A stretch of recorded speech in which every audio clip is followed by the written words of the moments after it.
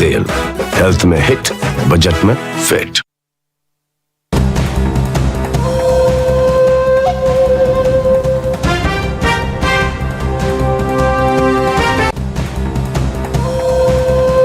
सिर्फ 15 रुपए में स्ट्रीक शैम्पू हेयर कलर का छोटा पैक छोटे बालों के लिए। तो अब हटाओ पुराना हेयर कलरिंग का तरीका, switch to streak shampoo hair colour. तुम्हारी मम्मी का फेवरेट शाही पनीर मसाला। और ये रहा आपकी मम्मी का फेवरेट तीखे वाले आलू पूरी।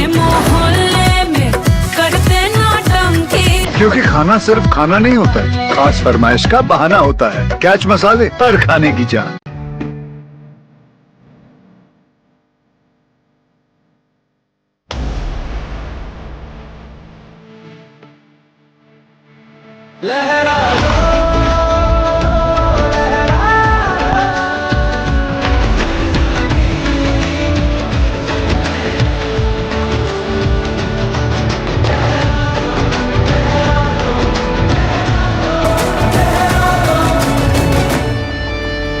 बढ़िया है, क्यों है? प्राकृतिक हल्दी, मिर्ची, धनिया। नहीं, मिर्ची, धनिया, हल्दी, MDH। मसाले सच सच MDH।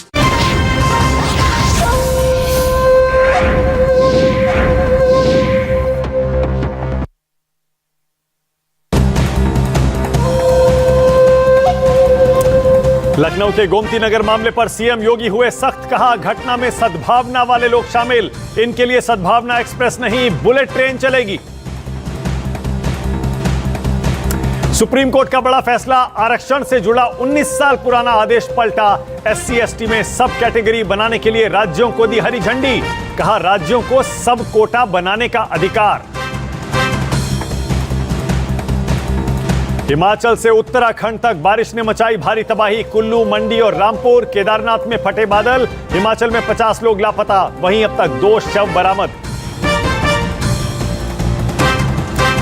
वायनाड पहुंचे राहुल और प्रियंका गांधी, पीड़ित परिवारों से की मुलाकात। लैंडस्लाइड में अब तक 282 लोगों की मौत, 200 से ज्यादा लापता, रेस्क्यू जारी।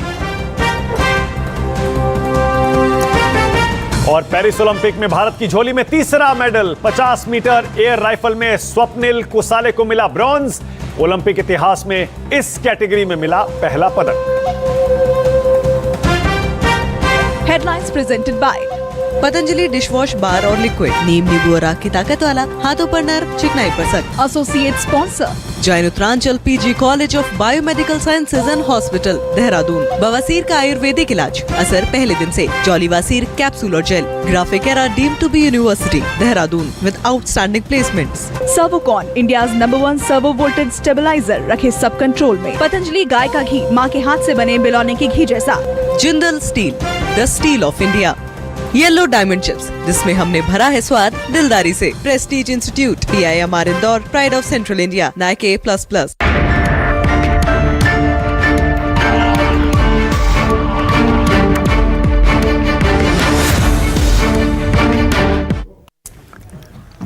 नमस्कार, आप देख रहे हैं राष्ट्र की बात। मैं हूं मानक गुप्ता। शाम के 5 बज रहे हैं और देश में जाति की राजनीति एक बार फिर से गर्म हो रही है। 2-3 दिन से आपने देखा ही है, संसद में जब से अनुराग ठाकुर ने बीजेपी की तरफ से राहुल गांधी की जाति पर सवाल पूछा, उसको मुद्दा बनाया, तब से विपक्ष हमलावर था, सरकार की तरफ से पलटवार किया जा रहा था। संसद में खूब हंगामा हुआ, मीडिया में भी, देश में भी राहुल की जाति और जातिगत गणना पर खूब बहस हुई।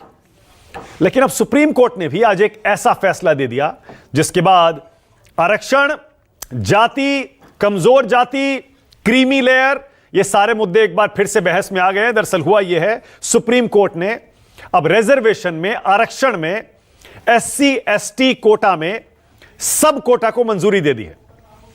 कहने का मतलब SC और ST में पहले जो आरक्षण दिया जाता था, अब SC/ST के भीतर जो कमजोर जातियां हैं, जिनको अभी तक आरक्षण का उतना फायदा नहीं मिला जितना बाकी जातियों को मिला, प्रभावशाली या ताकतवर जातियों को मिला, उनको अलग से आरक्षण उसी कोटे में दिया जा सकता है। सुप्रीम कोर्ट ने 20 साल अपना पुराना फैसला आज पलट दिया। 7 जजों की बेंच का यह फैसला 6-1 से आया। 6 जज इसके पक्ष में थे, सिर्फ 1 जज इसके पक्ष में नहीं थे। सुप्रीम कोर्ट ने कहा अनुसूचित जातियां एक जैसा समूह नहीं है। यानी शेड्यूल्ड कास्ट में सारी जातियां एक जैसी नहीं है और जातियों के आधार पर आरक्षण को बांटना संविधान के अनुच्छेद 341 के खिलाफ नहीं है। संविधान इसकी इजाजत देता है, यह सुप्रीम कोर्ट ने कहा और साथ ही राज्य सरकारों को यह अनुमति दे दी कि वो 15% के आरक्षण में अब सब कैटेगरी बना सकती हैं, पर हां अपनी मनमर्जी से यह आरक्षण बांट नहीं सकती हैं। उनके पास पुख्ता आधार, पुख्ता गणित, संख्या होनी चाहिए, डेटा होना चाहिए, यह बताने दिखाने और यह आरक्षण देने के लिए कि कौन सी जातियां SC ST में कमजोर हैं, किनको आरक्षण का फायदा नहीं मिला है। राज्य सरकारें उस डेटा के आधार पर अगर उनके पास है तो सब कैटेगरीज बनाकर यह आरक्षण बांट सकती हैं। 2 शर्तें सुप्रीम कोर्ट ने लगाई हैं। पहली, किसी भी जाति को 100% कोटा नहीं मिल सकता। मतलब यह नहीं हो सकता कि आप अपनी मर्जी करिए और सब कोटा बनाने के लिए किसी भी एक जाति को SC ST में उठाइए और सारा कोटा दे दीजिए, यह नहीं हो सकता। और दूसरा, आपके पास पुख्ता डेटा होना चाहिए। यानी एक बार फिर से वही डिमांड उठेगी कि जातिगत गणना होनी चाहिए और साथ ही किस जाति को आरक्षण का कितना फायदा मिला यह दिखाने के लिए भी आपके पास आधार होना चाहिए। अब सुप्रीम कोर्ट ने इस फैसले का आधार क्या बताया, जरा वो भी देखिए। पहला, सुप्रीम कोर्ट ने माना कि SC और ST में आरक्षण का फायदा कुछ ही जातियों को मिला, सबको नहीं मिला। दूसरा, आरक्षण पाने में कई जातियां इसमें पीछे रह गईं, कमजोर साबित हुई। तीसरा, मुख्य धारा में इन कमजोर जातियों को लाने के लिए कोटे में भी कोटा डालना पड़ेगा, जिससे आरक्षण का सही फायदा इनको भी मिले और सबको बराबर फायदा मिले।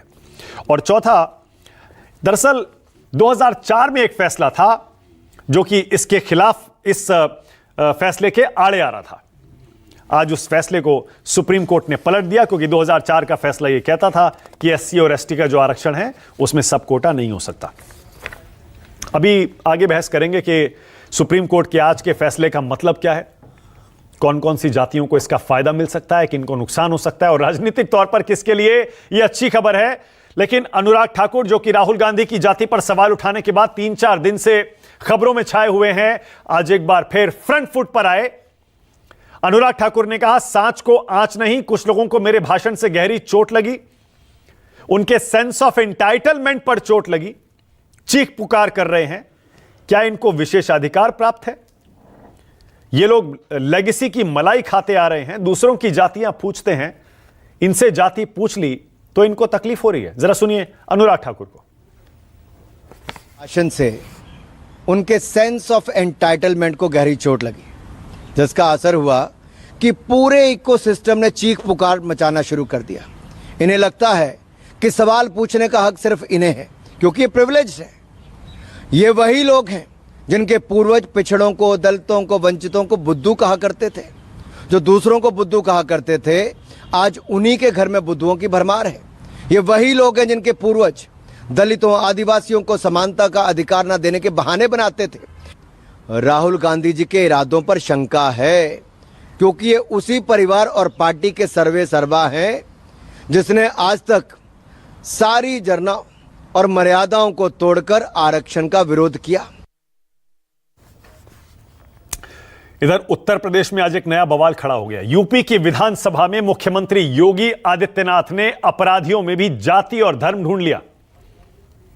हुआ ये लखनऊ के गोमती नगर में एक घटना हुई जहां कुछ मनचले, कुछ गुंडे एक लड़की के साथ बुरा बर्ताव कर रहे थे। बारिश का पानी भरा हुआ था, उसका वीडियो सब जगह वायरल हुआ। जब सोशल मीडिया पर आवाज उठी, यह मुद्दा बना, तो सरकार, यूपी की योगी सरकार एक्शन में आई। कई पुलिस अधिकारियों को बर्खास्त किया गया, बर्खास्त नहीं, सस्पेंड किया। यह देखिए, यह है वो वीडियो। कम से कम 10 लोगों की इसमें पहचान कर ली गई है। कैसे एक महिला के साथ, यह देखिए, उस पर पानी उछालकर बुरा बर्ताव कर रहे हैं। ये सारे के सारे मनचले। अब इस पर एक्शन तो हुआ, जो कि काबिले तारीफ है। ये देखिए, ये एक्शन के बाद सलाखों के पीछे। लेकिन मुख्यमंत्री योगी आदित्यनाथ ने यूपी के विधानसभा में इसी मुद्दे को उठाते हुए इन लोगों की जाति और धर्म उठा लिया। योगी जी कह रहे हैं, पहला अपराधी पवन यादव, दूसरा मोहम्मद अरबाज। योगी जी यहीं नहीं रुके, आगे कहते हैं ये हैं आपके सद्भावना वाले लोग। क्या कहना चाह रहे हैं योगी जी? आगे कहते हैं हम इनके लिए सद्भावना ट्रेन चलाएंगे, इनके लिए हम बुलेट ट्रेन चलाएंगे। बहुत ही विवादित बयान योगी आदित्यनाथ दे रहे हैं। क्या बोले योगी जी, जरा आप भी सुनिए। चुनाव में खटाखट खटाखट खटाखट 1 लाख का बॉन्ड, 1 लाख का बॉन्ड कहां गया? अब कहां गया 1 लाख का बॉन्ड? 1 लाख का बॉन्ड। और मैं इसीलिए कह रहा हूं, शिवपाल जी भाग गए यहां से, लेकिन मैं कह सकता हूं खटाखट नहीं, 27 में सपा चट के लिए तैयारी रखी। 27 में सपा चट। 1 लाख बॉन्ड के लिए हम लोग भी मांगेंगे हिसाब। 1 लाख का बॉन्ड कहां गया? गोमती नगर की घटना है, उस घटना में भी हम लोगों ने जवाबदेही तय की है। उसके अपराधियों की सूची भी मेरे पास आई है। ये अपराधी हैं। पहला अपराधी है पवन यादव, दूसरा अपराधी है मोहम्मद अरबाज। ये सद्भावना वाले लोग हैं, यानी सद्भावना। अब इनके लिए सद्भावना ट्रेन चलाएंगे,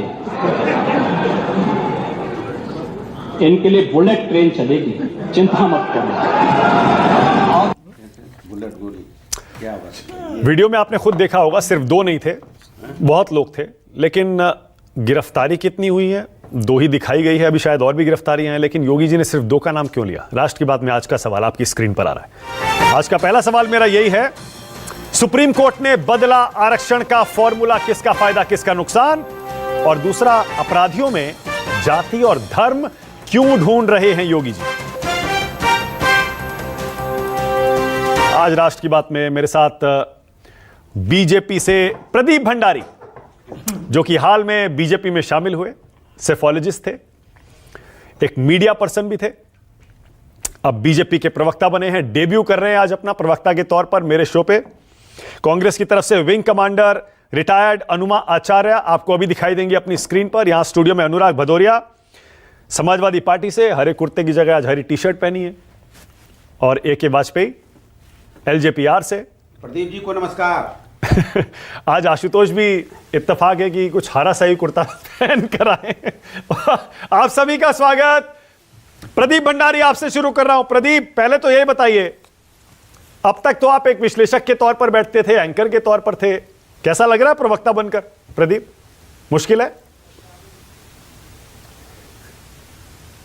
मानक जी, आपके शो में जुड़ने के लिए बहुत बहुत धन्यवाद। और मैं कहना चाहता हूं, हर राष्ट्रवादी व्यक्ति जब भी देश सेवा करना चाहता है तो प्रधानमंत्री नरेंद्र मोदी और भारतीय जनता पार्टी का हाथ थामता है, और ये चॉइस नेशनलिस्ट और एंटी नेशनलिस्ट के बीच में है। और हर राष्ट्रवादी भारतीय जनता पार्टी और प्रधानमंत्री नरेंद्र मोदी के साथ में विकसित भारत बनाना चाहता है, और उसी सपने को आगे लेकर एक छोटे से सिपाही के रूप में मैंने इस जर्नी को शुरू किया है। ठीक है। मानक जी, आपने बड़े ही अच्छा मुद्दा उठाया है।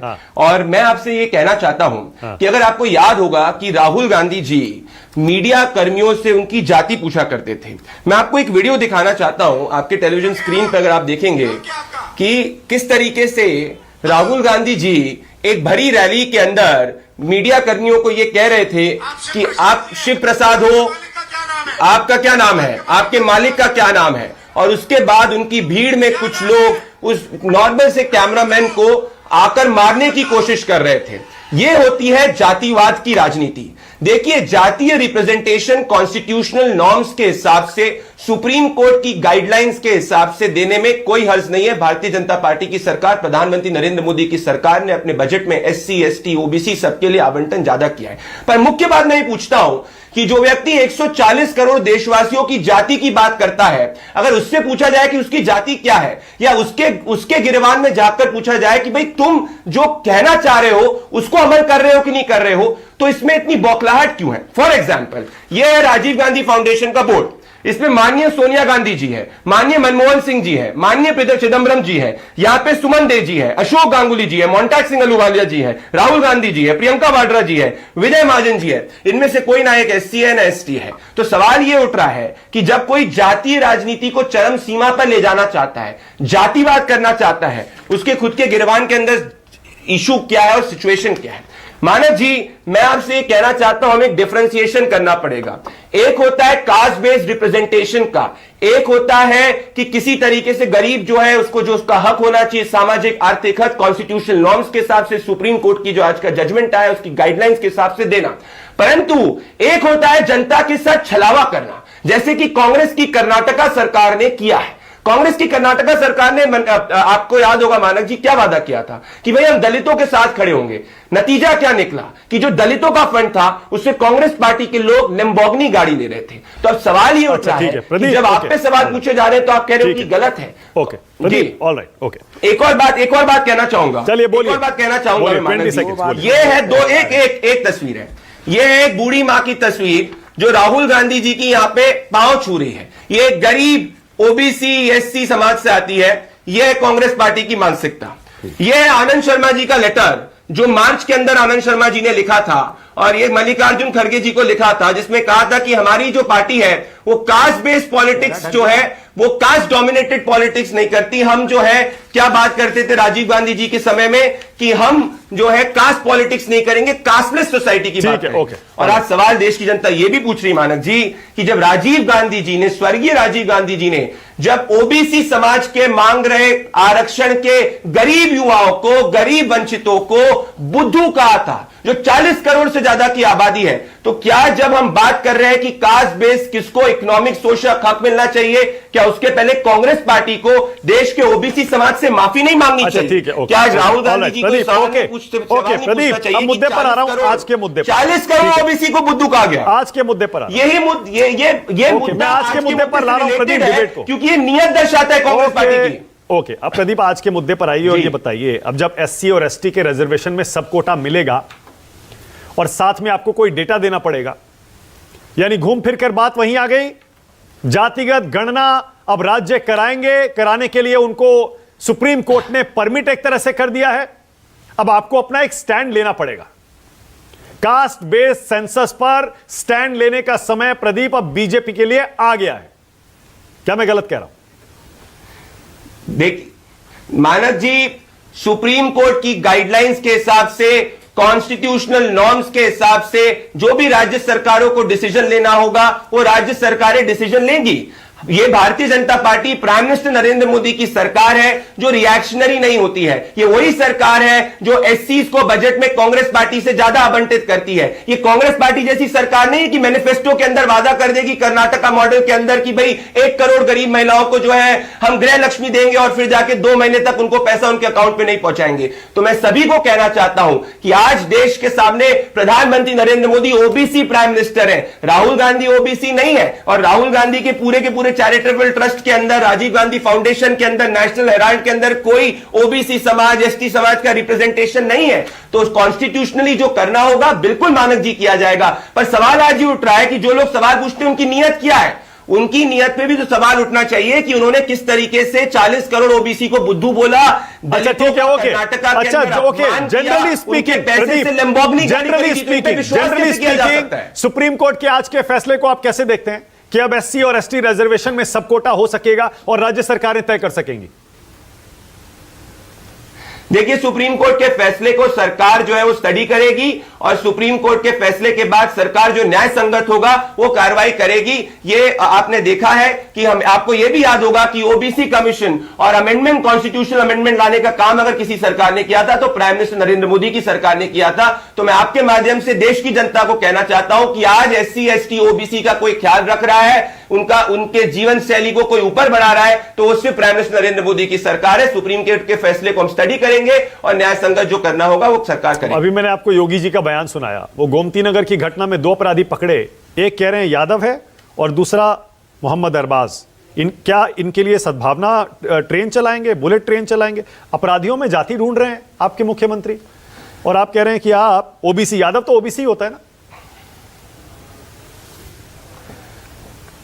मानक जी, वो व्यक्ति अपराधी है, तो अगर उस अपराधी का नाम यादव हो गया या मान लीजिए मुसलमान हो गया तो उसमें क्या है? योगी जी ने कौन सी बात कही है जो फैक्चुअल नहीं है?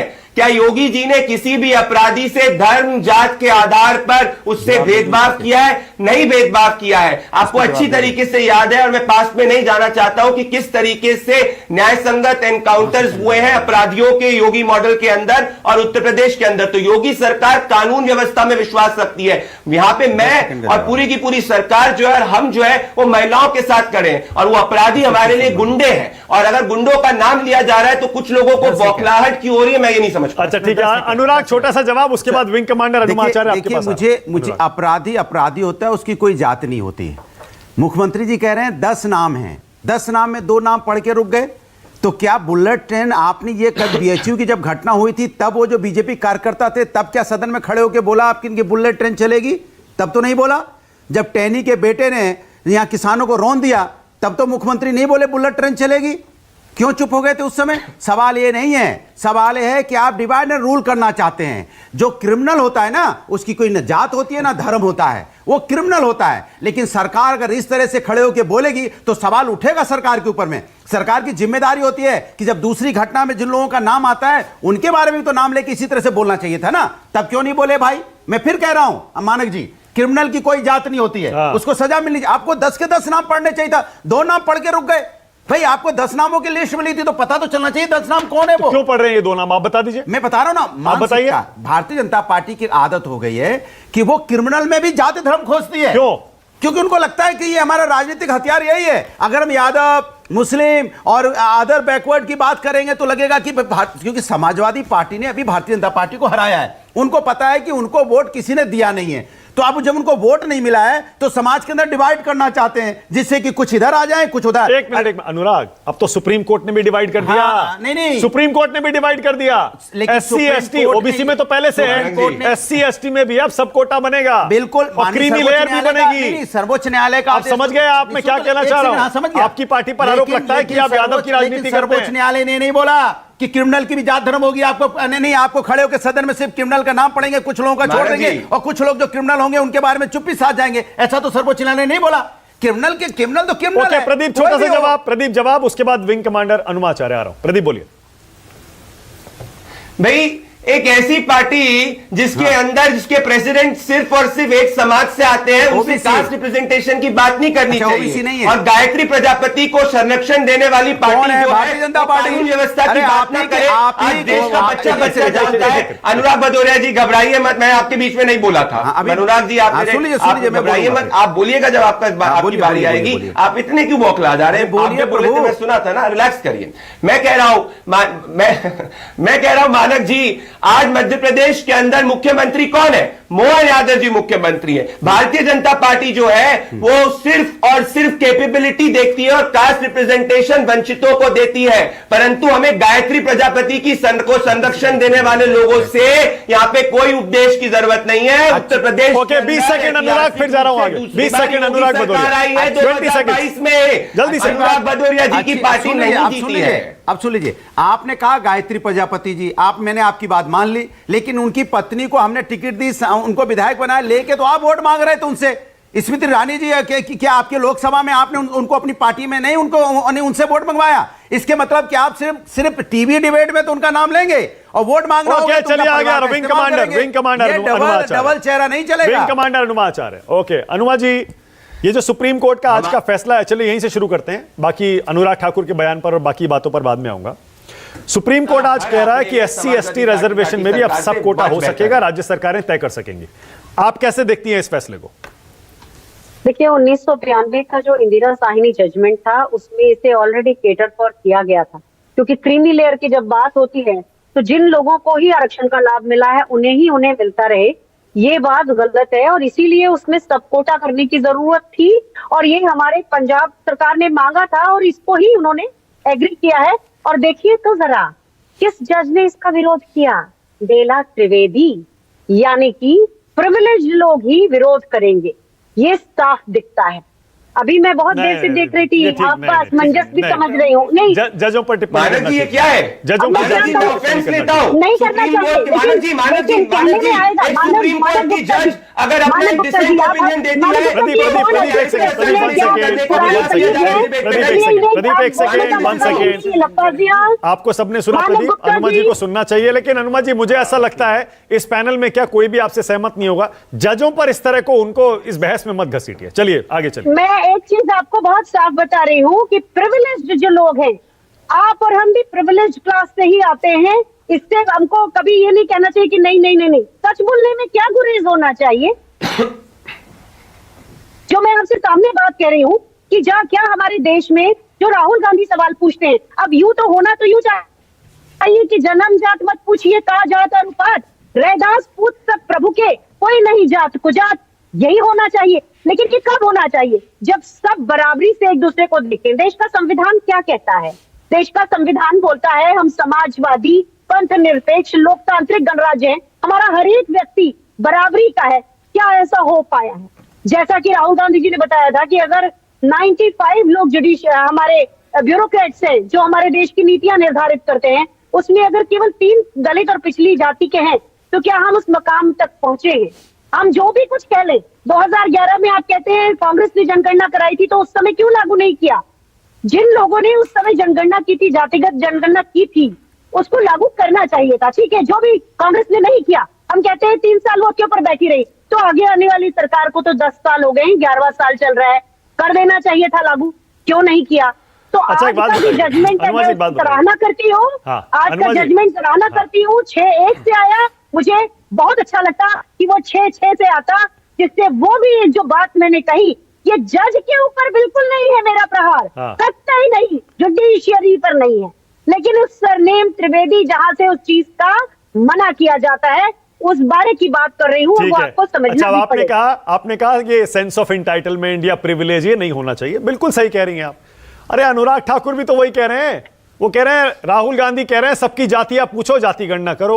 हमने उनकी जाति पूछ ली तो उनको सेंस ऑफ एंटाइटलमेंट फील हो रहा है, क्यों नहीं बता देते अपनी जाति? उन्होंने जाति नहीं पूछी। आप जानते हैं ना किस तरह से हमारे यहाँ, देखिए हिंदी बेल्ट से आप भी आते हैं, मुझे मत कहिएगा कि मैं नहीं आता।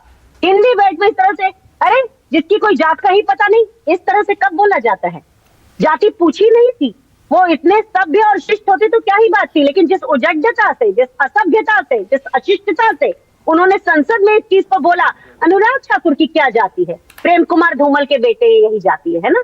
इसी तरह से एक हम देखते हैं जो सिंधिया जी के बेटे हैं आर्यमन सिंधिया, उनको क्रिकेट बोर्ड का कुछ अध्यक्ष बना दिया गया है, ये इधर मध्य प्रदेश का, क्या जाति है उनकी? यही जाति है ना। तो ये प्रिविलेज होना जाति है। जाति की बात जब हम करते हैं तो मेरा एक चीज आपसे मैं कहना चाहूंगी कि इस तरह से संसद में जो संविधान द्रोहिता हुई है उस पर अंकुश लगना चाहिए, और ऊपर से जिस हिस्से को निकाल दिया गया था उसको देश के प्रधानमंत्री रीट्वीट करते, ट्वीट करके लोगों से कहते थे सुनिए, ये भौंडेपन को वो ह्यूमर कह रहे हैं।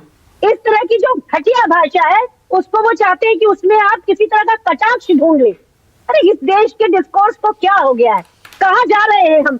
क्या ये बातें हैं करने की? अच्छा अनुमा जी, ओके, एक चीज और बताइए। ये बातें हैं कि सबको हमें बराबरी पर लाना होगा। ठीक है, ओके, आपने आज के सुप्रीम कोर्ट के फैसले का स्वागत किया, मतलब आप ये मानती हैं ना कि कुछ प्रभावशाली जातियां ये आरक्षण की सारी मलाई खा जाती हैं और कमजोर जातियों को ये फायदा आज तक नहीं मिला? बहुत सारी ऐसी जातियां हैं जो कमजोर हैं, इनके लिए सब कोटा होना चाहिए।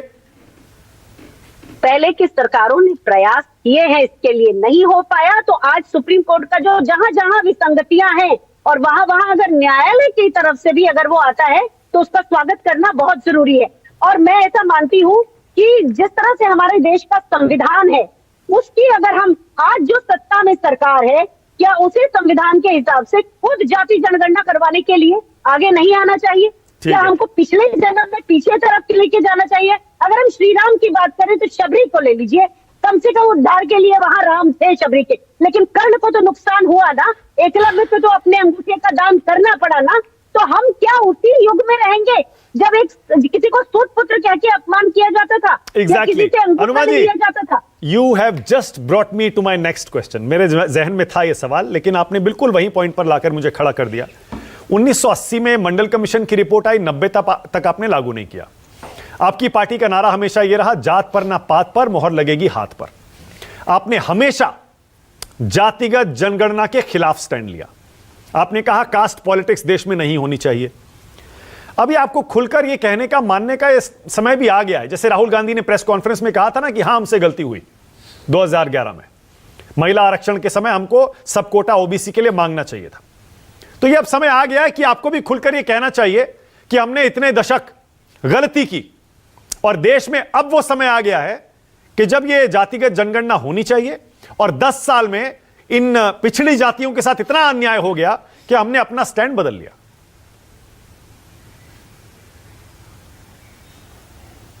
तो आपको कहां नहीं दिख रहा है? राहुल गांधी जी लगातार पिछले 3-4 सालों से तो लगातार जातिगत जनगणना की बात कर रहे हैं, और कांग्रेस पार्टी ने इसमें अपना स्टैंड बदला है, डेफिनेटली दिख रहा है। हम सब उसकी बात कर रहे हैं। तो अगर कोई चीज नहीं हुई 10 साल पहले हमने नहीं किया, हो सकता है, लेकिन हम एक डेड पार्टी नहीं, हम डायनेमिक पार्टी है।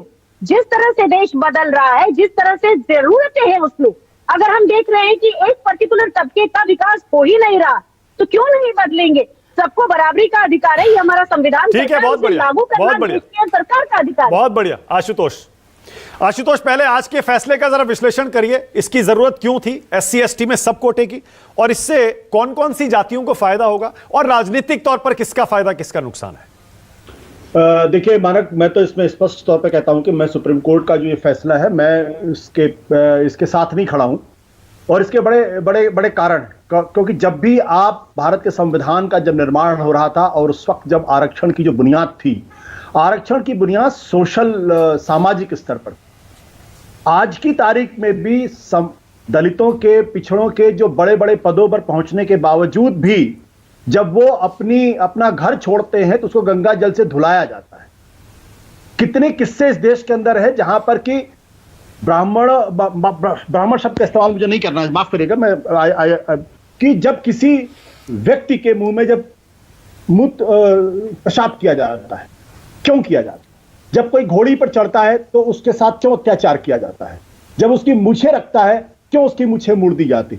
यह बुनियादी सवाल है। आरक्षण का क्राइटेरिया कभी भी आर्थिक आधार पर नहीं था, क्योंकि आर्थिक आधार पर अगर कोई व्यक्ति बहुत ऊंचे पदों पर भी पहुंच जाता है, उसके बावजूद भी उसको सामाजिक न्याय नहीं मिलता है, उसके साथ सोशल डिग्निटी नहीं की जाती है। और इसीलिए बाबा साहब अंबेडकर ने साफ तौर पर कहा था, इक्वालिटी लिबर्टी तो है लेकिन फ्रेटर्निटी नहीं है, यानी बंधुत्व तो नहीं है। जिस दिन किसी भी व्यक्ति को उसकी जाति के आधार पर उसका अपमान नहीं किया जाएगा, उसको गलत भाषा से इस्तेमाल नहीं किया जाएगा, तब तक आरक्षण रहना चाहिए, और आरक्षण तो पूरी मजबूती के साथ रहना चाहिए। मुझे लगता है ये कैटेगराइजेशन की जो प्रक्रिया है, ये ठीक बात नहीं है। क्या दलितों के किसी बड़े तबके ने इसकी डिमांड की थी? मैंने तो कम से कम नहीं सुनी है, और ना मैंने उस तरफ देखा है। तो इसलिए मुझे ये लगता है कि ये सुप्रीम कोर्ट का जो फैसला मेरी नजर में ठीक नहीं है, लेकिन चूंकि सुप्रीम कोर्ट का फैसला है इसलिए मैं उसका सम्मान करता हूं, और उसको सबको सम्मान करना चाहिए एक नागरिक होने के नाते। नहीं, लेकिन आशुतोष, ये भी तो है ना कि सारी जातियां एक बराबर नहीं है, ये तो सबको पता है। मतलब शेड्यूल कास्ट, शेड्यूल ट्राइब में भी, ओबीसी में भी कुछ हैं प्रभावशाली जातियां, कुछ कमजोर जातियां हैं जिनकी संख्या भी कम है, वहां एजुकेशन भी कम है, और उनके पास पैसा भी कम है, गरीबी ज्यादा है। तो उनको अगर ऊपर लाना है उसी कोटे में, उसी रिजर्वेशन में, तो इसमें क्या दिक्कत है अगर उनको अलग से कोटा उसी कोटे में दे दिया जाए? तो ये बात तो यहां भी सोचनी चाहिए ना कि जो कैबिनेट सेक्रेटरी है उनमें कोटा कब आएगा? जब उसमें दलितों और पिछड़ों के लोग आएंगे, वहां तो कोटे की बात नहीं होती। जो सेक्रेटरी लेवल पे पहुंच गए हैं वहां तो कोटे की बात नहीं आती। जो जुडिशियरी में पहुंच गए वहां तो कोटे की बात नहीं आती। जुडिशियरी में भी अगर सुप्रीम कोर्ट में 35 जज हैं, तो किस दिन उसमें से 27 जज जो है वो दलित पिछड़ों के होंगे? वहां कब कैटेगराइजेशन होगा? मैं तो सवाल ये पूछ रहा हूं। तो ये दरअसल जो समाज का जो प्रभुत्वशाली तबका है, दरअसल वो अपने हिसाब से चीजों को आंकना चाहता है। मैं सवाल खड़े कर रहा हूं कि सुप्रीम कोर्ट से लेकर लोअर जुडिशरी तक कब दलितों को उनकी आबादी के हिसाब से वहां पर जगह मिलेगी, आरक्षण मिलेगा? सेना में कब जगह मिलेगी? कैबिनेट सेक्रेटरी में कब जगह मिलेगी? इतने राज्यों के अंदर चीफ सेक्रेटरीज हैं, वहां किस दिन उनको जगह मिलेगी? वहां तो जगह नहीं मिलती। यूनिवर्सिटीज के अंदर वाइस चांसलर कब बनाए जाएंगे, प्रोफेसर कब बनाए जाएंगे उनकी आबादी के हिसाब से? तब तो अपलिफ्टमेंट की बात नहीं होती, तब कैटेगराइजेशन की बात नहीं होती, क्योंकि तब एक खास तबके का कब्जा हर जगह है, और वो तबका अपना हिस्सा नहीं छोड़ना चाहता। ये इस पर भी चर्चा सुप्रीम कोर्ट को करनी चाहिए ना। ओके। या सिर्फ दलितों के कैटेगराइजेशन की बात होगी, पिछड़ों के कैटेगराइजेशन की बात होगी? जो समाज में इतने बड़े लेवल पर कैटेगराइजेशन की जरूरत है वहां तो नहीं बात होती। ओके, अब आशुतोष, ये राहुल गांधी की जाति, जब से अनुमा जी कह रही हैं जाति नहीं पूछी थी, उन्होंने एक तरह से गाली दी थी, अपमान किया था। आप अनुराग ठाकुर के इस सवाल को कैसे लेते हैं? क्योंकि आज उन्होंने ये भी कहा कि मैंने वो बात क्यों कही। अनुराग ठाकुर कहते हैं जो सबकी जाति पूछते हैं, हम उनसे उनकी जाति पूछ रहे हैं, तो इतना बवाल क्यों? देखिए मानक, मुझे बहुत तकलीफ हुई इस बात को सुनकर, क्योंकि मैं उत्तर प्रदेश से आता हूं। उत्तर प्रदेश में जब किसी की वल्दियत पूछी जाती है ना, तो उसकी मां को गाली दी जाती है। उन्होंने ये नहीं कहा कि राहुल गांधी की जाति, राहुल गांधी अपनी जाति बताइए। उन्होंने ये कहा कि राहुल गांधी की जाति का पता नहीं है। यानी आप दरअसल राहुल गांधी की वल्दियत को पूछकर उनकी मां को गाली दे रहे हैं। अगर इतनी भी समझ अगर भारतीय जनता पार्टी के लोगों के अंदर नहीं, तो मुझे कुछ नहीं कहना इसके बारे में। और अगर प्रधानमंत्री को इसमें ह्यूमर दिखाई पड़ता है तो मैं कुछ नहीं कह सकता, मैं सिर्फ ईश्वर से प्रार्थना कर सकता हूं। और जहां तक अनुराग ठाकुर की बात है, अनुराग ठाकुर कौन है? वही है ना जो खुलेआम कह रहे थे गोली मारो डैश डैश डैश, और उसके बाद उनका प्रमोशन हो गया था। अनुराग ठाकुर कौन है? प्रेम कुमार धूमल के बेटे हैं ना। एंटाइटलमेंट उनकी नहीं है, वो डायनेस्टी से नहीं आते हैं। उनके भाई कहां पर हैं? वो किस हैसियत से हैं? कौन सी क्रिकेट? अनुराग ठाकुर ने तो क्रिकेट भी खेली है, अच्छे लेवल में क्रिकेट खेली है। मैं व्यक्तिगत तौर पर उनको जानता भी हूं, लेकिन क्या वो एंटाइटल्ड नहीं है? क्या उनके पिताजी क्या थे? वो क्यों राजनीति में आए? उनका भाई क्रिकेट बोर्ड में क्यों है? ये भी तो एंटाइटल्ड है ना। तो मैं जाति पूछने के खिलाफ मुझे नहीं लगता कि किसी की जाति पूछे जो कोई दिक्कत वाली बात। लेकिन जब आप पूछते हैं इनकी तो जाति का पता नहीं, हम उत्तर प्रदेश से आते हैं, हम जानते हैं जब कोई आदमी ऐसे पूछता था ना, मन करता था कि उसके साथ क्या बर्ताव कर दूं, क्योंकि उसने मेरे माँ बाप को गाली दी है। ओके, बोलिए वाजपेयी जी, पहले इसी पर आइए। वाजपेयी जी बताइए, अनुराग ठाकुर को क्या इस तरह का बयान देना चाहिए था? अभी भी उसी पर बीजेपी अड़ी हुई है, खड़ी हुई है। अनुराग ठाकुर ने बड़ा सिंपल सी बात है, आशुतोष जी ठीक महसूस कर रहे हैं कि इस तरह की बातें नहीं की जाती हैं, लेकिन उन्होंने नाम तो नहीं लिया राहुल गांधी का। आप अपने आप ही कह रहे हो जी कि राहुल गांधी मेरे को गाली दी, और गाली कब दी है?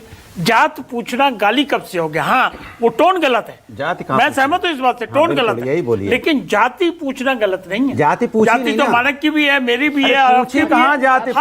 ये देश की सच्चाई, जाति पूछी नहीं ना, यही तो बात आप ट्विस्ट क्यों कर रहे हो कि जाति पूछना गलत नहीं है।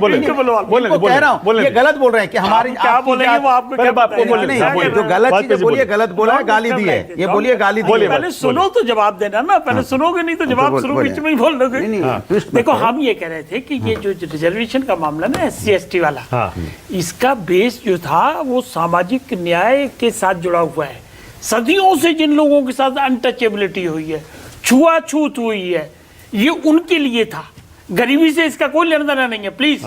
गरीब है, कोई जात नहीं है, उससे कोई मतलब नहीं। सोशली एंड एजुकेशनली बैकवर्ड, और जब सोशली की बात होती है तो अनटचेबिलिटी की बात होती है। कॉन्स्टिट्यूशन का आर्टिकल 341 बड़ा क्लियर है, वहां से शुरुआत हुई थी और चलते चलते रिजर्वेशन दिया। अगर नहीं, क्रीमी लेयर भी तो है, वो इंदिरा साहनी ने दे दिया नहीं, तो वो इसमें ही है। सुप्रीम कोर्ट कह रहा है कि हाँ, इसमें भी क्रीमी लेयर होना चाहिए। बिल्कुल, उन्होंने वरना सब कैटेगराइजेशन आप मुझे बताइए किस आधार पर होगा। 1993 में इंदिरा साहनी के केस में पहली बार क्रीमी लेयर शब्द आया था, ठीक है, और वो SC/ST के संदर्भ में भी था, OBC के संदर्भ में भी था, हाँ। लेकिन वो सरकारों ने उसको पूरी तरीके से लागू नहीं किया। OBC में लागू है, OBC में भी लागू है, इसमें 8 लाख सालाना कमाने वाला क्रीमी लेयर के पार हो जाता है। वेरी करेक्ट, ठीक है ना। वो उन्होंने आर्थिक आधार हुआ ना, वो EWS के लिए 8 लाख वाला जो नहीं, OBC में 8 लाख वाला, OBC की क्रीमी लेयर जो है वो 8 लाख है ना। Very correct, EWS and OBC दोनों के लिए 8 लाख है, लेकिन SC/ST के लिए कोई इस तरह की फिगर आज तक नहीं आई। तो फिर वो किस आधार पे होगा? इसीलिए सुप्रीम कोर्ट ने उसको रिट्रेट किया है, नंबर 1। नंबर 2, सब कैटेगराइजेशन की जो इजाजत दी है सुप्रीम कोर्ट ने, ये भी दुधारू तलवार है। सरकारों को पहले भी अधिकार था, आज भी अधिकार है कि कौन सी कास्ट शेड्यूल में आएगी कॉन्स्टिट्यूशन के, वो बना के भेजती है, रिकमेंड करती है सेंट्रल गवर्नमेंट को, सेंट्रल गवर्नमेंट उसको अप्रूव करता है और प्रेसिडेंट ऑफ इंडिया उसको नोटिफाई करते हैं। प्रोसेस चेंज नहीं है, प्रोसेस वही है, लेकिन उसमें सब कैटेगरी बनाना, ये राज्य सरकार बना के भेजेगा, तो राज्य सरकार कितनी ईमानदारी से बनाएगा, किस आधार पे बनाएगा? वो तो कहा सुप्रीम कोर्ट ने, क्वांटिफाइड डाटा। हाँ, क्या उसका डाटा पहले देखेंगे? डाटा कहां से आएगा? डाटा तो उनको ही लेना पड़ेगा, डाटा तो अभी भी लेना है। मतलब जातिगत गणना होगी? एक सेकंड, नहीं उसको जातिगत गणना, सर्वे भी तो है ना, सर्वे का राइट है उनको। स्टेट को कॉन्स्टिट्यूशन ने सर्वे का राइट दिया हुआ है, और जो क्वांटिफाइड डाटा की जब बात होती है वो सर्वे से ही निकल के आएगा। सर्वे मतलब वही जो बिहार में हुआ ना? हाँ बिल्कुल वही। तो कोई जातिगत गणना कह लीजिए, कास्ट सेंसस कह लीजिए, सर्वे कह लीजिए, कुछ भी कह लीजिए। इस पे सुप्रीम कोर्ट में बड़ी डिबेट हुई कि जातिगत जनगणना की पावर जो है वो सेंट्रल। ठीक है, मान लिया, चलिए मत कहिए गणना, मत कहिए, सर्वे कह लीजिए आप। हमारा कहना ये है कि अगर इस तरह का सब कैटेगराइजेशन होगा तो उसका मिसयूज भी होगा, और मिसयूज होगा तो क्या रिजर्वेशन के टच करने का एक रास्ता तो नहीं खुल रहा है। मतलब आप ये कह रहे हैं जो स्टेट्स में रूलिंग पार्टियां हैं उनका जो वोट बैंक जिस कास्ट का है वो उसको ज्यादा कोटा देने की तरफ कोशिश करेंगे। मैंने कहा मिसयूज होगा, वही मतलब है ना? मिसयूज होगा, हाँ वही मतलब है। देखिए अरे रुको ना एक सेकंड पहले, अब कविता बाद में पढ़ लेना। कविता नहीं है, एक सेकंड, कविता नहीं है, घुमाओ मत बात को। नहीं घुमा नहीं रहे हम, बहस का सीरियस बात कर रहे हैं। बोलो, ये बड़ा गंभीर मामला है। तो बोलो ना गंभीर मामले पे। अनटचेबिलिटी का जो बात है उसको आपको दिमाग में रखना होगा, और कौन सी जाति को कितनी अनटचेबिलिटी है, खाली वो डाटा से क्लियर नहीं होगा। फिर कैसे होगा? कैसे होगा? उसमें एविडेंस भी चाहिए होंगे आपको कि ये पर्टिकुलर जाति जो है कब से प्रताड़ित चल। अब एक एग्जांपल देता हूँ, पूरा नहीं माने, एक एग्जांपल देता हूँ। जैसे ये वर्ड अलाउ नहीं है बट विद परमिशन, चमार एक वर्ड है। चमार उनको कहते हैं जो ये लेदर के जूते वगैरह बनाने का काम करते हैं, but they were never subjected to untouchability. वो छुआछूत से प्रताड़ित नहीं थे। लेकिन उसी तरफ एक और है जो सर पे मैला ढोते थे। एक सेकेंड, थे भाई, थे प्रताड़, क्या बात कर रहे हैं आप? आधी बात नहीं, गलत बात है। वो थे छुआछूत से थे। कैसी बातें कर रहे हैं भाई? आप अपने क्या सुनो, आप मेरे आंख के सामने की बात बता रहे हैं, आप कह रहे हैं छुआछूत से प्रताड़ित। सुनिए ना एक सेकंड, मैं भी ये चाहता हूँ कि हम ये नाम ना ले तो ज्यादा थोड़ा संवेदनशील मसला है, लेकिन इस पर मुझे अब थोड़ा इसका राजनीतिक पहलू बताइए। ये बताइए ना कि ये अब इस मुद्दे पर कौन फंसा और किसके लिए फायदा? कोई नहीं फंसा। बताइए कैसे? लेकिन देखिए, हमको देश के समाज के हर वर्ग को साथ लेके चलना है और उनकी चिंता करनी है। जो अगर सोशली प्रताड़ित लोग हैं, अगर उनको रिजर्वेशन मिल रहा है ऑलरेडी एससी और एसटी को, तो उसमें सब कैटेगराइजेशन से क्या फायदा होना है? बताइए मुझे जरा, क्या फायदा हो जाएगा? बताइए भाई, क्या फायदा हो जाएगा? बताइए, कोई बता दो। सुनिए मेरी बात सुनिए, क्योंकि आप वाजपेयी जी से सवाल पूछ रहे हो। वाजपेयी जी तो कभी वो तो वकील हैं, वो वकील की तरह बात को घुमा रहे हैं तब से। अगर सीधी पॉलिटिक्स की बात ही नहीं हो रही, आप घुमाने में लगे हो। नहीं इसको छुआछूत थी, उसको नहीं थी। अरे भैया, जो अन्याय, इसमें सामाजिक न्याय की बात समाजवादी क्यों कर रहे हैं? क्योंकि जिस तरह से समाज के अंदर में भेदभाव हुआ है और भेदभाव देखने को मिला है, आप नहीं समझ पाएंगे। आप भी मान लीजिए ना फिर क्या कि एससी एसटी ओबीसी में भी जो कम प्रभावशाली जातियां हैं उनके साथ अन्याय होता है। पहले ही बोल रहा हूं, मान लीजिए हम तो सामाजिक न्याय की लड़ाई लड़ रहे हैं, हम तो लड़ ही रहे हैं। हम आपकी पार्टी पर आरोप लगा कि आप यादव और मुस्लिम की पार्टी है। वो आरोप लगा, यादव सबसे प्रभावशाली जाति है ओबीसी में। मेरी बात सुनिए, उनके आरोप लगाने से क्या होता है? आरोप तो वो ये भी लगाते हैं बैठे बैठे कि वो अनुराग ठाकुर खड़े खड़े कह रहे हैं कि प्रिविलेज है। प्रिविलेज तो खुद ही है। वो एमपी इस बात पे बने कि उनके पिताजी चीफ मिनिस्टर थे। बीजेपी वाले देखो सरेआम पब्लिकली झूठ बोल रहे हैं।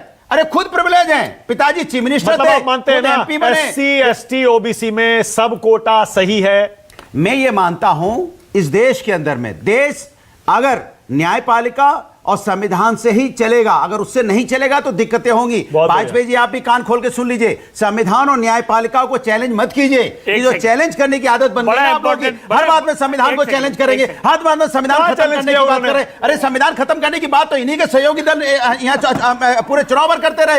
नहीं, न्यायपालिका ने आदेश दिया तो न्यायपालिका को भी उसमें वकील की तरह खड़े खोट निकाल रहे हैं। अरे भैया, आप न्यायपालिका के सम्मान कीजिए। आप उसकी गंभीरता नहीं समझ रहे। गंभीरता तो बोल रहा हूं मैं। गंभीरता बहुत क्या बताइए? अगर सब कैटेगराइजेशन जैसा कि सुप्रीम कोर्ट ने कह दिया और सरकार उसको मान लेती स्टडी करने के बाद, तो एक नया पंडारा बॉक्स खुल जाएगा। Please try to understand. फिर गलत चला। मैं बता रहा हूं, दलित जो वर्ड है, दलित में बहुत सारी कास्ट है। जो सुप्रीम कोर्ट कह रहा है उसको पढ़िए। जैसे ठाकुर है, ठाकुर में बहुत सारी कास्ट है। गुप्ता है, गुप्ता में बहुत सारी कास्ट, इसी तरह दलित में भी बहुत सारी कास्ट हैं। ऐसी कास्ट हैं जिनको हो सकता है वाजपेयी जी जान जाए क्योंकि गांव से आए, लेकिन अब शहर में बहुत दिनों से हो सकता है आप भूल गए हो, लेकिन उसके अंदर में बहुत सारी कास्ट हैं। ये आपको आज पता चला? मुझे पता है ना।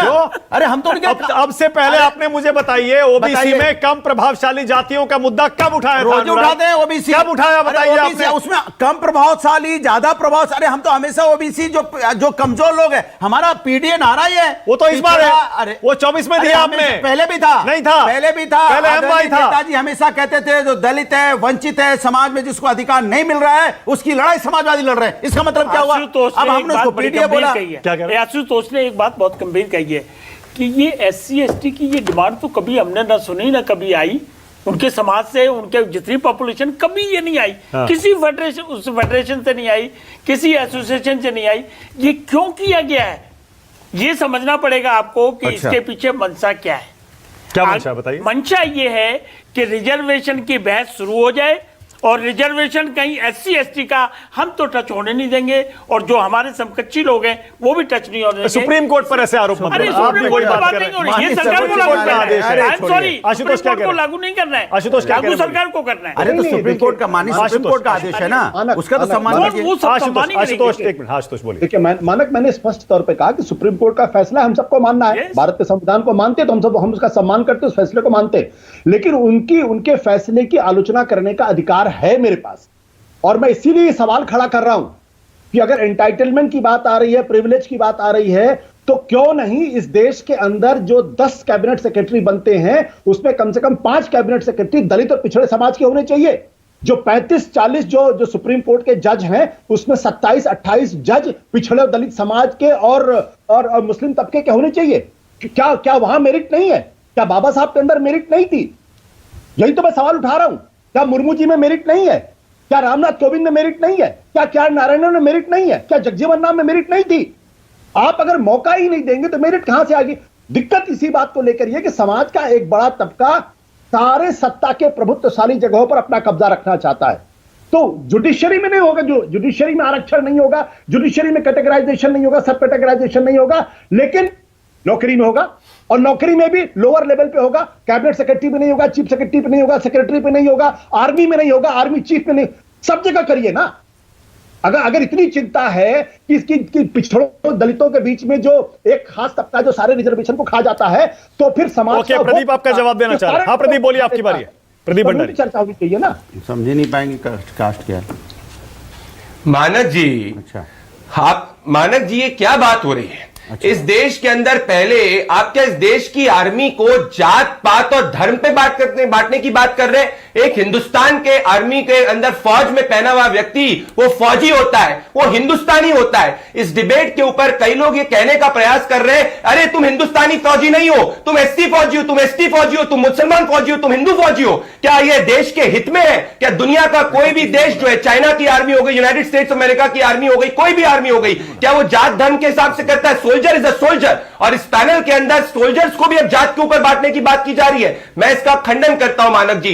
कास्ट रिप्रेजेंटेशन एक अलग मुद्दा है, पर हमारी आर्मी को जाति के आधार पर बांट करना यह गलत है। दूसरी बात मानक जी, अभी कांग्रेस के वरिष्ठ पैनलिस्ट, वरिष्ठ स्पोक्सपर्सन ने क्या कहा? ओ जो डिसेंट कर रहा है उसका नाम देखिए, बेला त्रिवेदी। ये क्या मंशा है? अगर एक जज अगर डिसेंटिंग ओपिनियन देता है, उसका सरनेम कुछ एक्स है, तो आप क्या उसके खिलाफ जो है एक हीन भावना पैदा करना चाहते हैं? मैं मानक जी ये कहना चाहता हूं कि कांग्रेस पार्टी की जो मंशा है वो डिवाइड एंड रूल की मंशा है। कास्ट रिप्रेजेंटेशन की अगर इनकी मंशा होती तो तेलंगाना के अंदर ये दलित को मुख्यमंत्री बना देते, जहां 17% आबादी दलित की थी। अगर इनकी कास्ट रिप्रेजेंटेशन की मंशा होती तो कर्नाटका के अंदर दलितों का हक छीन के लंबोर्गिनी गाड़ी नहीं खींचते। अगर इनकी कास्ट रिप्रेजेंटेशन की मंशा होती तो national advisory council Sonia Gandhi ji के अंदर चेयरपर्सन सोनिया गांधी जी नहीं बनती, कोई दलित बनता। और जल्दी से क्विक रिस्पांस, की मंशा खत्म होने वाला है। आशुतोष दे रहा हूं, आपको भी दे रहा हूं। एक सेकंड मेरे को कंप्लीट कर। फेस जो रिप्रेजेंटेशन जो होता, उनका फेस जो होता राहुल गांधी नहीं कोई दलित होता। और मैं आपसे कहना चाहता हूं मानक जी, मैं आपसे सीधा उदाहरण कहता हूं, मैं इसलिए ये मंशा पे क्यों उठाऊं, आप अपना शो इतना अच्छा करते हैं, आपके शो को लोग देखते हैं, इसीलिए हर व्यक्ति पैनलिस्ट आपके शो पे आता है और आप किसी को उपदेश दे सकते हैं। कांग्रेस पार्टी यहां पे क्या उपदेश दे रही है? उसने दलितों के हक को छीना है, उसने ओबीसी के हक को छीना है, उसने पहले हिंदुओं को बांटते थे, अब वो नहीं बटी तो देश को बांटने का प्रयास कर रहे हैं, जो पहले अपने घर से तो शुरू करो। मुझे लगता है मानक जी, आप जिस तरह से आप बार बार रोक नहीं पा रहे हैं आपके पुराने कलीग को, ये बलवाई कहते हैं इसे। मैं आपको बता दूं कि हमारे राष्ट्रीय अध्यक्ष ही दलित हैं, तो जो भी इस तरह की बेहुदा बातें की जा रही है, हालांकि मुझे अब सब बेहुदा शब्द का अलग से प्रयोग नहीं करना चाहिए, क्योंकि भारतीय जनता पार्टी के प्रवक्ताओं को जब मैं देखती हूँ तो लाक्षणिक गुण देखती हूँ, और उन लाक्षणिक गुणों में जो हरकत हो रही है और इस तरह की बलवाई, ये दोनों चीजें देख रही हूँ मैं।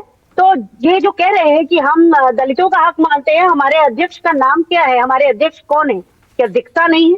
सबके सामने है। मेरा देखिए, मैं अपनी तरफ से तो ये बोलूं कि मेरी जो जाति है ना, वो या तो फौजी है या भारतीय है, और मैं धर्म भी भारतीयता का रखती हूँ। तो मेरे लिए ये कोई बहुत सहज मुद्दा नहीं है। लेकिन एक बात आपको बताती हूँ, आज से 3 साल पहले जब किसान आंदोलन के समय मेरा एक वीडियो वायरल हुआ था, और मुझे एक फोन कनाडा से आया एक सिख महिला का। उन्होंने कहा, अनुमा जी आपका ये वीडियो इसलिए वायरल हुआ, अपने बात को लोग सुन पा रहे हैं, और मैं इसलिए इतना रोई उस दिन। मुझे इस भारत से शायद, क्योंकि मैं सेना में रही, तो मुझे नहीं मालूम था कि भारत में जाति इतनी बड़ी बात है, और उसके बाद से लगातार देख रही हूँ मेरे मध्य प्रदेश में दलित के मुंह पे लोग पेशाब ओके, मेरे पास टाइम खत्म हो जाएगा। आशुतोष 30 सेकंड्स। आशुतोष मानक, ये जो कही जा रही है ना कि जाति के आधार पे क्या, जरा मैं रेजिमेंट्स के नाम गिना देता हूं खाली। Mahar regiment, Jat regiment, Rajput regiment, Sikh regiment, ये क्या है? किस आधार पे बने हुए हैं? मैं तो भारतीय जनता पार्टी से कहूंगा कि भाई फौरन इनको खत्म किया जाए, इनकी जगह जाति। तो ये जो entitlement, Pradeep Bhandari 20 second, Pradeep 20 second. मानक जी, मैं चाहता हूं कि ये जाके इतिहास पढ़े, किस तरीके से हिंदुस्तान के फर्स्ट इंडियन आर्मी चीफ ने जवाहरलाल नेहरू जी को कहा था कि आर्मी का पॉलिटिसाइजेशन करना बंद करिए। आप और कृष्णा मेनन ने किस तरीके से आर्मी का पॉलिटिसाइजेशन किया, यहाँ पे एक बहुत बड़ी रणनीति के तहत। पहले आप उठा के देख लीजिए इनके बयान। ये पहले धर्म पूछते थे जब यूपीए की सरकार थी, सरकार बीजेपी की है, पूछी जा रही, 1950 में चले गए, हम लोग पैदा भी नहीं हुए थे। इतिहास होता है, उसको जाकर पढ़िए आशुतोष। ओके, वाजपेयी जी 10 सेकंड जल्दी से क्विकली। वाजपेयी जी का एक कमेंट। मैं सिर्फ इस तरीके से देश को मत बांटिए। मैं हाथ जोड़ता हूं आपसे, देश को मत बांटिए। 7 जजों की, उसके बावजूद भी जो सरकार, राज्य सरकारों के पास अधिकार था वो अधिकार वैसा ही है, और जो सेंट्रल गवर्नमेंट के पास अधिकार था नोटिफाई करने का, उस अधिकार पे बड़ा स्पेसिफिकली उन्होंने रिट्रीट किया है। वो अधिकार वैसे के वैसे ही हैं। सब कैटेगराइजेशन होगी, लेकिन फाइनल जो करना है वो सेंट्रल गवर्नमेंट। ऑलराइट, ओके, इसी नोट पे खत्म कर रहा हूं। बहुत बहुत धन्यवाद, थैंक यू सो मच राष्ट्र की बात में आने के लिए। छोटा सा ब्रेक। राष्ट्र की बात presented by Patanjali aloe vera gel, pimple, wrinkles, dark circles मिटाए, स्किन को एवर यंग बनाए। Associate sponsor Rajratna detergent powder एवं केक। निकालो जीत के पैसे। ऐसे कैसे? जीत के पैसे निकालना इतना अनसेफ। यहाँ अनसेफ है जहाँ बना, पर ज़ूपी लूडो पे नहीं होगा। और तब तक ज़ूपी पर जीत के पैसे इंस्टेंटली निकालना है बिल्कुल सेफ। आज ही ज़ूपी.com से ऐप डाउनलोड करो और जीतो लाखों तक कैश। इस खेल में आदत लगना या आर्थिक जोखिम संभव है, जिम्मेदारी से खेलें।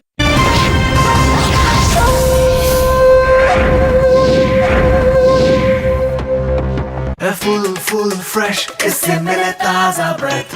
मिंट क्रिस्टल करे